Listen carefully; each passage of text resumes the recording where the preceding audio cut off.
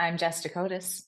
And I'm Nick Koziel. Welcome to That Sounds Terrifying, the podcast where we share terrifying stories, we share listener experiences, and we visit virtually some of the most haunted places in the United States and the world.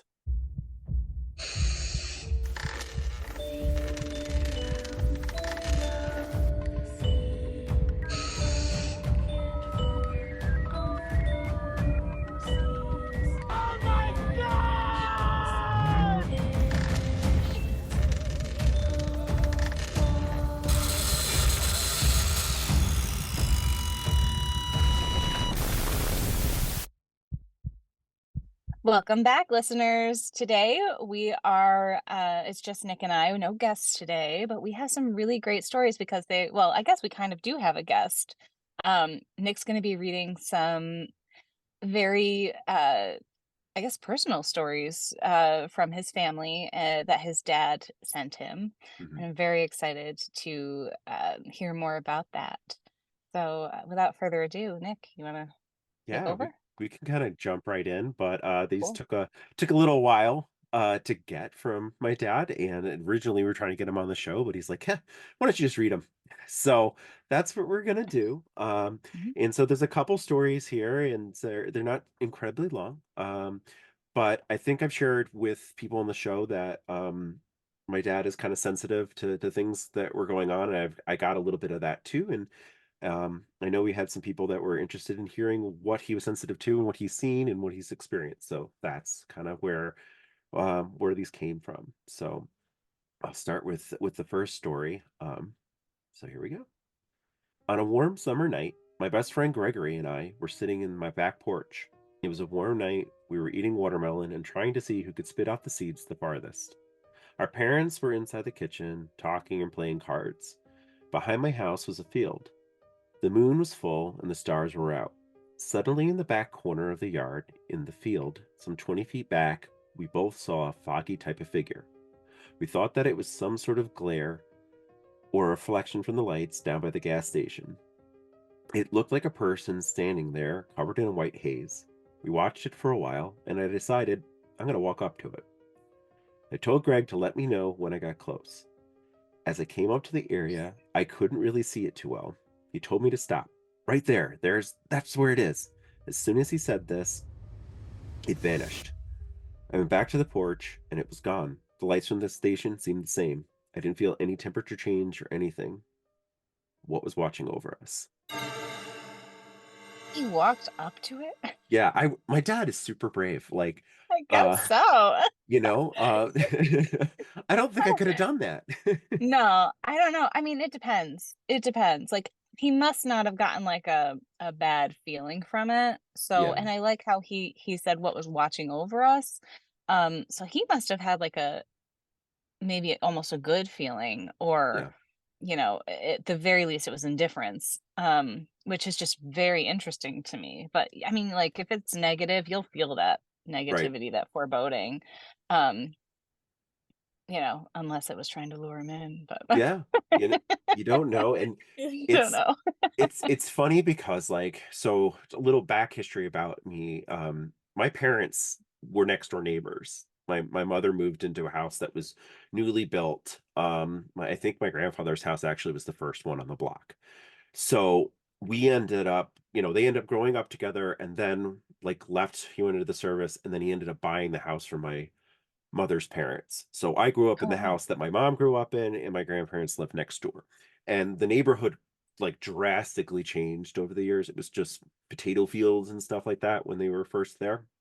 Mhm. So I can picture some of these things, but it's sort of jaded too because like his backyard was a field, but when I was growing up, it was like a fenced in yard. There was lots of houses around and everything. So, and the cool thing about this story is I had not heard this one before. He had not shared this one. So like I was Mhm. not expecting this.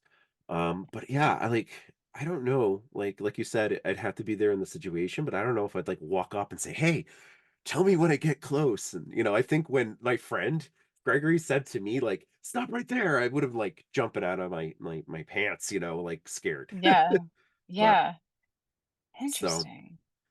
Huh. um so he has another one I'll share, and it's all handwritten here. So Oh, that's They were with cool. me. Yeah, yeah. Old school, right? Um, so this one, I gotta flip as we're going. So here's the next story about his grandfather. My grandfather and I were very close. He took care of me when my mom went to work cleaning houses.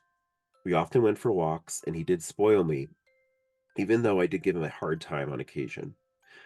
I was his first grandson. He was very trusting of me and once let me cross this pond on a shaky wooden bridge all by myself. If I fell in, I only hoped that I could swim.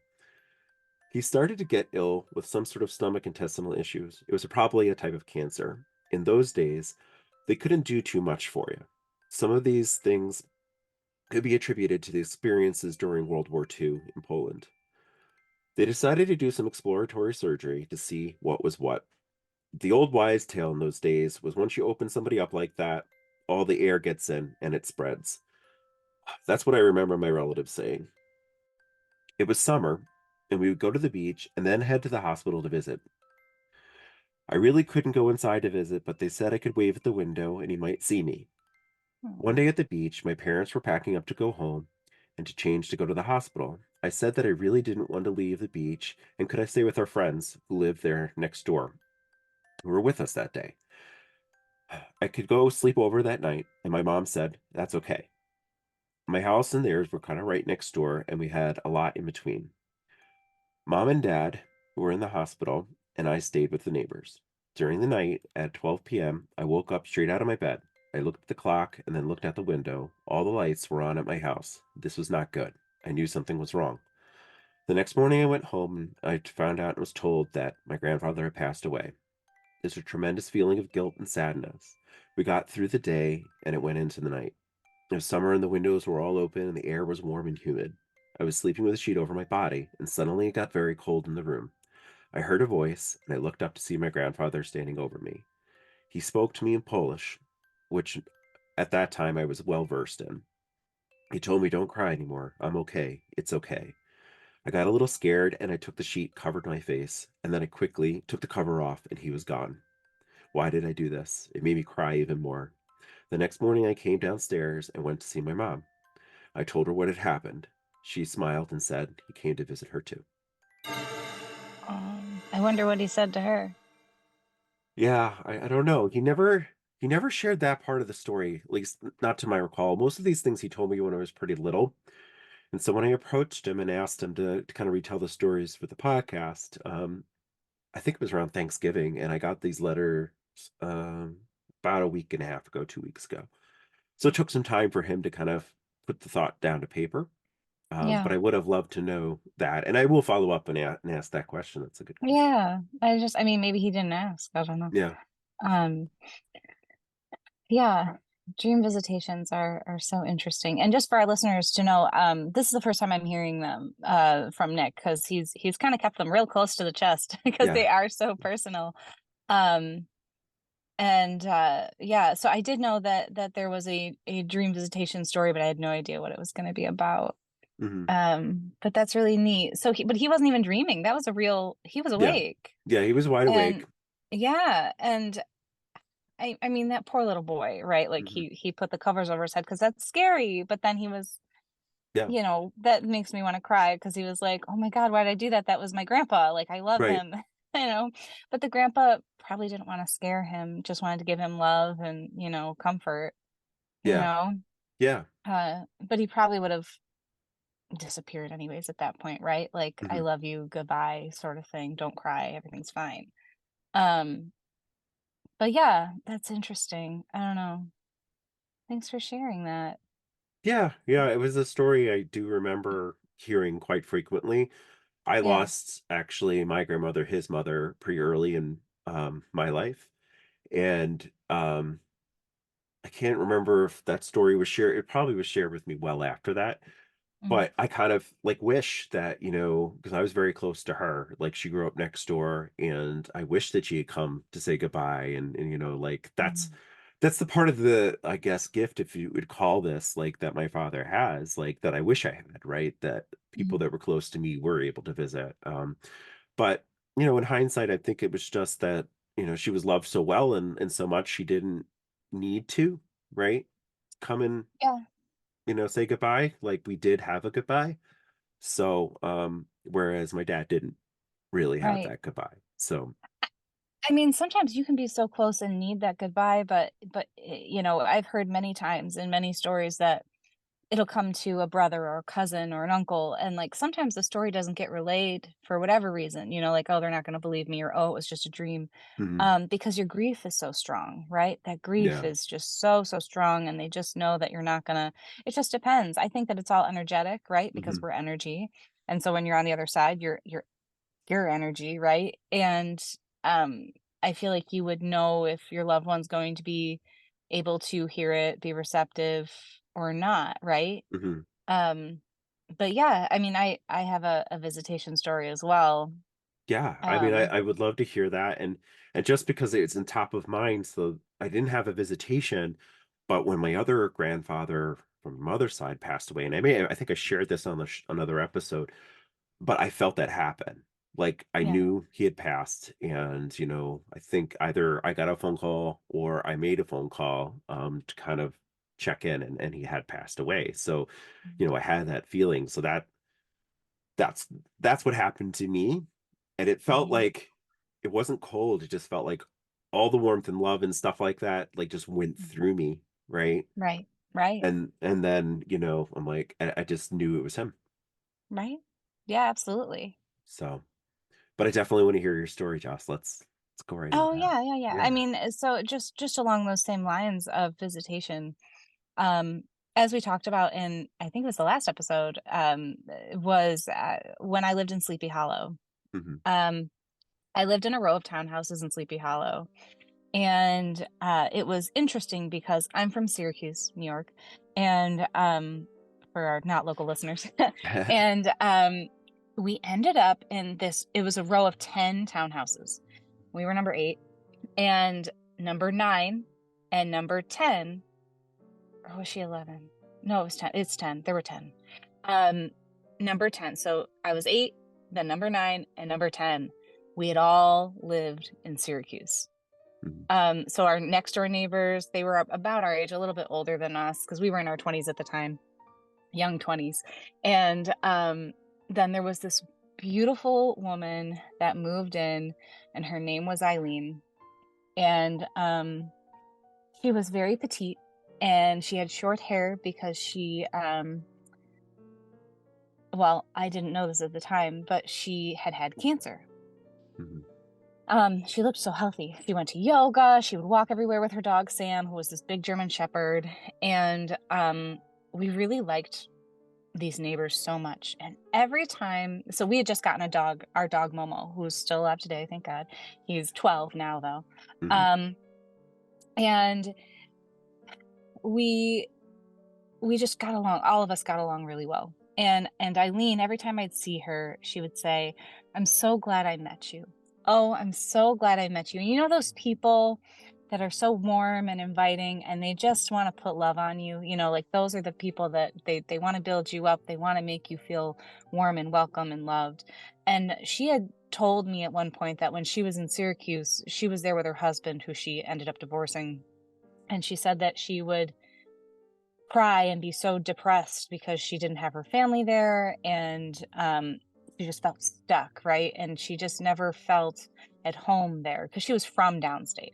She Yeah. actually lived in Syracuse longer than I did, longer than Mhm. I was alive. um and I was like, wow, like I can kind of relate because that's how I feel down here. I don't really feel Mhm. like, I never felt like it was home. I never felt like it was like someplace I really wanted to be. um I always felt like overcrowded and yet so lonely there. Mhm. So she was like a light to me. I Mhm. really like held on to her, and we never like got like exceedingly close, but we got close enough, right? And she'd always be open with the hugs, and she was wonderful. Anyways, fast forward, we would live there for like 2 years, 2.5 years, maybe 3, and I was like, I'm gonna move back to Rochester. Um, Sam, her dog, was elderly, and he was getting ready to go, and she said that he fell down the stairs, and oh my gosh, this was the right before I moved, I saw Eileen, and she was Mhm. like, "Oh, he fell down the stairs." And I was like, "Oh my gosh, if he goes, I want to go. Like, I don't want to be." And I was like, "Whoa." And this is like the most negative thing I've ever heard this woman say because she's so positive, outside of saying like, "Hey, Syracuse was horrible for me." Yeah. Um, but the very like the very day before I was moving, she gave me this huge hug, and I was like, "Oh, I'll see you again." Like, she was like, "Oh, I just want to say like goodbye and I love you." And I'm so glad I met you. I'm Mm. so glad I met you. And she like pet Momo and was like, "He's just the cutest thing. He's just the Mhm. cutest thing." Um and so I said, "Yeah, yeah, I'll see you again. I'm going to come back down and help Evan, my husband, move like all of our stuff." Well, I couldn't because that same, like literally, I moved up to Rochester by myself. Evan was still down there, like trying to work out getting a job up here and getting all of our stuff and moving it out, breaking our lease. Um, and the hurricane came. I can't even remember the name of the hurricane right now, but it was a big hurricane that hit New York City that Mhm. very year. It was 2012. Mhm. September of 2012. Gosh, I wish I could remember the name of the hurricane. But came and I couldn't get back down there. Nobody could. Mhm. So it was a big deal. Evan had to do all of it by himself. I couldn't get down there. So I never got to see her.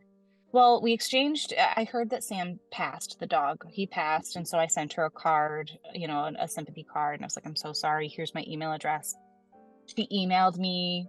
And then I didn't hear from her. Like, so I emailed her and I said, "Hey, missing you. Where have you been? Blah, blah, blah." And this was like January, maybe like end of January. Mhm. And then one night in February of 2013, um,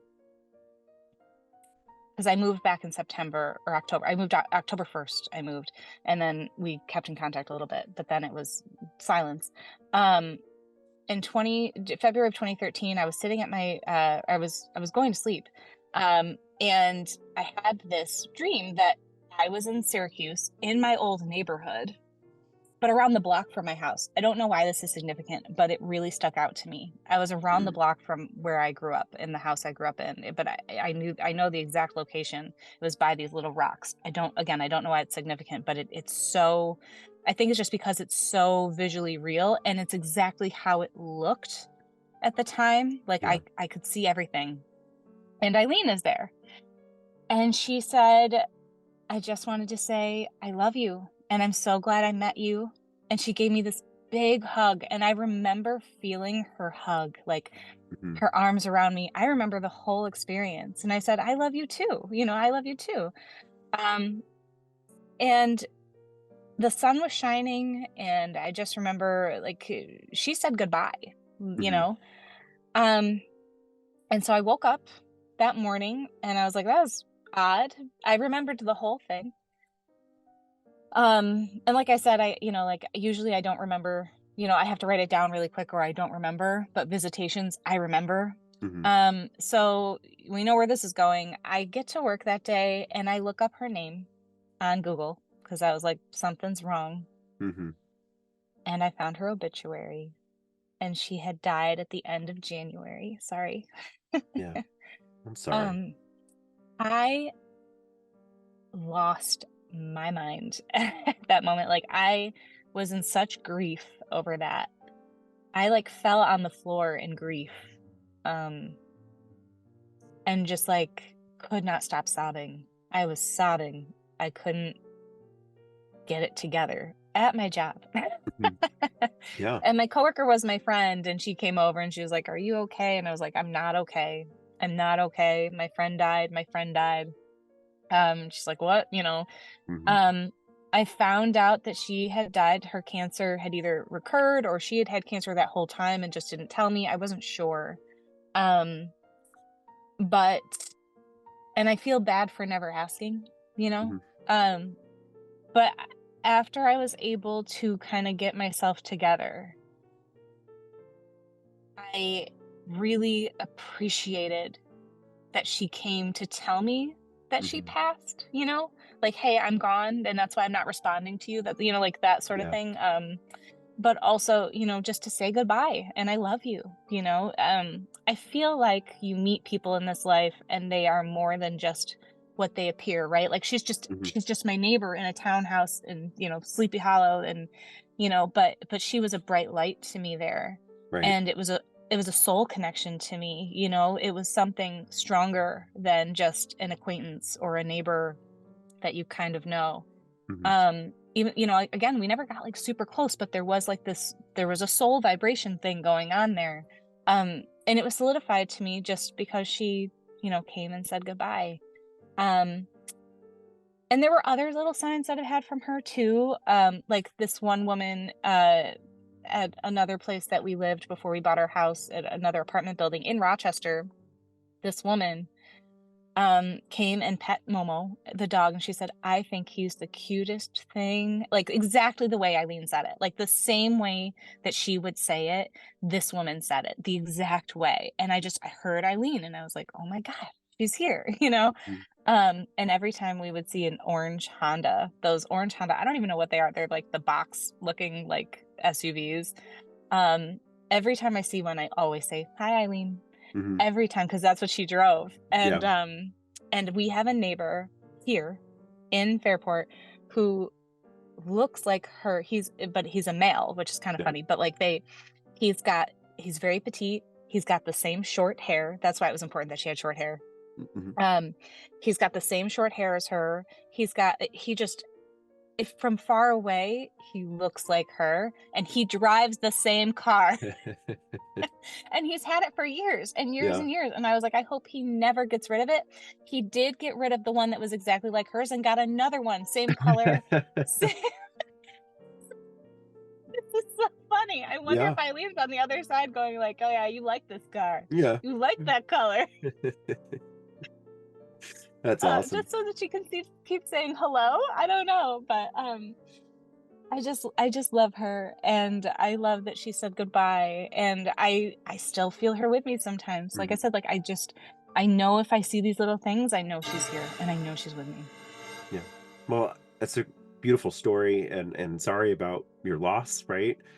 Um, Thank you. but it's so crazy that there are just I can think of a couple people, just a handful of people that would do a similar thing if they could, right? Like where, Mhm. someone's reaching out, they just hate unfinished like conversation, or like, oh, this guy's been emailing me, I got to get back to them, right?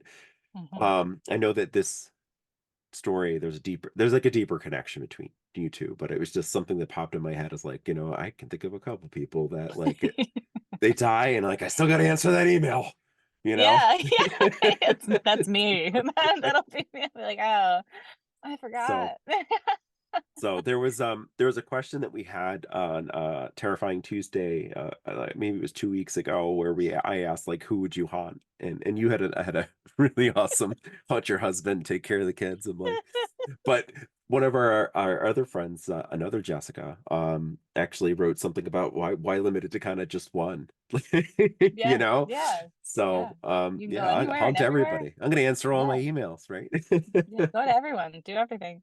Yeah, There's got to be a reason why we can't, but yeah, actually, Evan and I were having a conversation the other day about um if I were to die, because I told him the answer. That's why I said, "Oh, yeah. I'd haunt my husband," and he was like, "Why don't you do something useful, like give me the lottery numbers?" I Which goes was back like, to our last episode about being a useless psychic, right, right, like yeah, get you yeah, get yeah. The the use looks like, yeah, yeah.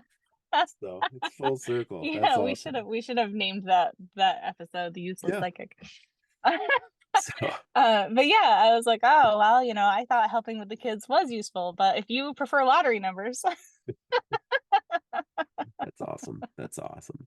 Um, yeah, so I do have one more from my dad. If you'd like me to share that. please do. Yes, So um, try not to be emotional about this one. This one is connected to a family tragedy. And so anyways, um, my wife's sister had a baby named Mandy. They would come to visit from out of state and stay, and Mandy would play with our two boys, one of which was the same age. That was me. Um, the other son liked to climb out of his crib and come into our bed. Um, a year or so later, there was an incident, and Mandy died. I'm not exactly how sure long after this happened, but we were all asleep in home in our beds. It was late at night, and we were dead asleep when both my wife and I sat straight up in our beds and heard little footsteps running down the hall. I thought that I heard a giggle as well.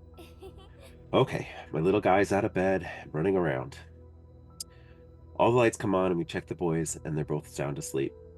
I searched the whole house. Nothing. I figure Mandy came to visit one last time. She always seemed to have fun here. So, I'm sorry. yeah. Yeah, that was a rough time in our lives, obviously. Mhm. But you know, I was very young when that happened, and I remember it being explained to me, not quite understanding. We had a couple other things that happened around the same time. And it was a very rough couple years. Um, but it's nice, like, to know that, like, she kind of came and kind of played. And I'm trying to. I know I've heard this story before. My father shared it with me, um, a couple times, and always thought when he shared it that I was the boy that Mhm. he thought was up. But he's talking about our middle brother, my younger brother Adam, and because I used to get up and I would walk into their room and then stand there. I wouldn't say anything. And there's a So couple it's times it's creepy, right? Creepy kid. yeah. But my dad's like, you gotta stop doing that, buddy. Like you come in, like he's like jumping out of bed and he's thinking there's an intruder, and he's like, you're gonna get like punched by accident or something. You just Yeah, gotta. yeah.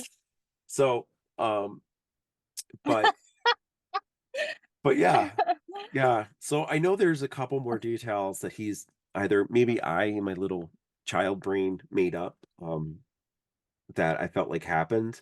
Um, and maybe he's not remembering all, but I Mm, do remember him telling me that at one point he followed the pitter patter mm, downstairs. And then we have a door to our backyard, and it's um he at one point I felt like he told me that he heard the giggle when he got to the door. Like there was nowhere else for him to explore in the house. right. So, but this is a little bit more different where he felt like he heard a giggle and he kind of went to investigate and didn't find anything. Mhm. Um, but I'd like to think that it was her coming back and, you know, saying goodbye, right? So Yeah. kind of Yeah, like and the what this cover. episode is, like a lot of Yeah. saying Saying goodbyes. goodbye. you know. How old how old were you? I was like 5 or 6, somewhere in So that she range. was 5 or 6 when she passed. Yeah, Oh, goodness gracious. yeah. So, Um, yeah, that is interesting. But yeah, she probably did. She probably just wanted you to know, like, I'm okay, you know. I like to think when those things happen, this is just my own little spiritual peace of mind, is that we all have soul contracts before we incarnate here, and some are shorter than others. And that we would be okay with them, you know. Nobody else is okay if you're left here, you know. It's the most scarring, most horrible feeling I could ever imagine. I don't even like to think about it because I don't want to mhm, bring about, I have a 5-year-old, I have a 2-year-old, you know what I mean? I don't want to fathom it, mhm, honestly. Um, the only comfort it would give me is that, they had made an agreement. Their soul had made an agreement. mhm, Um, that's kind of like what happened when I had, um, this will be I suppose I should put a trigger warning mhm, of infant loss, like baby miscarriage. mhm, So if you don't want to hear about a miscarriage, then you can turn off the podcast at this point. mhm, Um, but for me, um, the night before I found out, like I've said on this podcast, I've been pregnant 3 times and I've had a miscarriage. the night before. I don't know if I shared this part with everybody. I don't think I did. I don't think Um, so. no, the night before I had my ultrasound where I found out the baby died, I already knew the baby had gone because there's this woman that was sitting at the edge of my bed the entire night. I felt her there the whole time. And again, I'm intuitive. I'm not like talking like a real woman. There was a spirit woman there.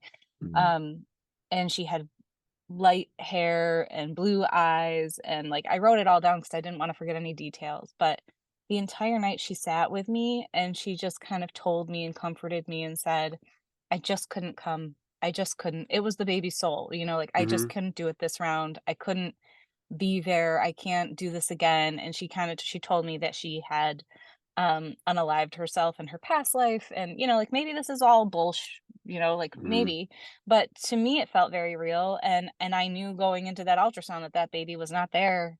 Mm-hmm. And I told my husband, I was like, the baby's gone, and he was like, what do you mean? And I was like, she told me last night that she wasn't coming. Mm-hmm. And he was like, okay, you're saying she, and I'm like, yeah. Yeah, she, like, I know it's a girl, and I know that this woman told me that she was a full-grown woman at this point, an adult. Yeah. Um, and maybe it was what she looked like in her past life, I don't know, but she all night long, she comforted me and told me she wasn't coming. Mm-hmm. Um, so yeah, I mean, those types of things, I mean, it was horrible, but it brought me comfort that she even Mm-hmm. came to, like, tell me, "I'm Yeah. so sorry, I can't come down. I can't incarnate here. I can't do this Mm-hmm. yet." It felt like it was too Right. soon for her. That was the gist of it. But yeah, I appreciated it. It was horrible, but Yeah. um, you know. Again, I'm sorry that you had to, go through with that, but it's cool that she came to you, and it makes me think of, well, actually, it makes me think of two movies, and I might be blurring a little bit of them together. Mhm. But there's a movie called Heaven is for Real. Have you ever seen that? There's a book actually. Yeah, and didn't they find out that like it was all a lie? Yeah, or The something little like boy that. lied. Yeah, the little boy lied. But yeah, keep going. Sorry. So and there's that. So, but like in the movie and in the book, there was a point where, when he was in heaven, he met his sister who had not really been born. So Oh, right. she, right. So it made me think of that. Um, but then there's another movie that is not real as well. But with Robin Also, Williams, also not real, but it's kind of like it's Robin Williams, and it's What Dreams May Come. What Dreams May Come is one of my favorite movies of all time. And Mhm. like, I'm a Christian, Catholic, and if that is like the version of heaven that exists, you know, I think that would Mhm. be super cool. Where you kind of make your own, Make your own. like, Thoughts become things, right? Like, right, right, yeah. and I sorry, I was just going to complete the thought with that, because like there were several different people in his life that came to him, and one was his son who saw himself differently, you know Mhm, and so like he didn't recognize him at first, but that was like he is a different, image of himself, because that's his heaven or his reality, right? mhm. So I was thinking about that when you were sharing, that experience with your daughter, and how she's grown up and sitting on the, on the bed. And like, I was going to ask you, Yeah. do you think that's her perception of what she was going to look up like when she was grown up, or do you think that that's more from like the past life she was maybe talking about? That's the only thing I could think of. She had very light hair and blue eyes, Mm, and, both my kids have brown eyes, but they do have light hair because their dad has light hair. They both have the same color hair as their dad, and I have very dark hair, like almost black my whole life growing up, and mm, so, I don't I don't know if to me it felt like that, but I really don't know. It felt like it was like a past life, like what she looked like. She was very tall and slim too. mhm, Um, and that is not my body type, and that is not my husband's body type. And so I mean, like, neither of us are, we're not like tall and thin, but our son. this was, he was still a baby at this point. He was 2, so I didn't know what he was gonna look like. Our Hmm. son is tall and thin, and our daughter is tall. Um, and she's still in her chunky phase. She's 2, so I don't know like what her Yeah. bone structure is yet, you know. But he is, so it could be that what she would have looked like, Hmm. here. I don't know. Um, my husband likes to think that she decided to come down and that's who Lana is, but I don't necessarily feel that actually. Right. I think Lana's her own person. Hmm. Um, but yeah, Yeah. I have another story, but I'm gonna share it on our TikTok first, just about soul babies and Hmm. how we ended up choosing Lana's name when she Oh, came through. well, So that'd be great. Yeah, yeah, definitely look for share that. our TikTok. I'll give it to you to share on our That Sounds Terrifying. Yeah. And if you haven't followed us, listeners, on TikTok, please do. We have Terrifying Tuesdays. We'd love to get your answers on those. Hmm. Um, sometimes I read tarot. Sometimes we tell stories. We'd love some more followers there and on our Instagram, which Yeah. is also That Sounds Terrifying, right? That we Yep. didn't change it. Yeah. No. That sounds terrifying because there was already Yeah. no. It's That That Sounds that's her Terrifying. Twitter. That's sort of X or whatever you want to call it. Um, Yeah, on I'm X. I'm an ex Twitter user, so but yeah, I mean, if you liked what you heard here, I mean, we shared some really personal tales. Mhm, We'd love to hear your personal tales, and as you can see, you don't have to come on the show. We can, read them, however mhm, you want to send them. And mhm. if you'd like to hear more, my dad definitely has a couple more stories. I know one in particular that he's drafting, and maybe a Awesome. couple weeks we'll have another one. But definitely send in your stories and follow us and rate and review the show and share because we want to hear, your tales, whether they're super personal and enlightening or they're super terrifying. So Yeah, either way, however you wanna share, like Nick said, we really appreciate it, and, just don't be afraid to reach out to either of us. We're both very friendly on most days. yeah. So reach out and share your terrifying tales, and we'll see you next time.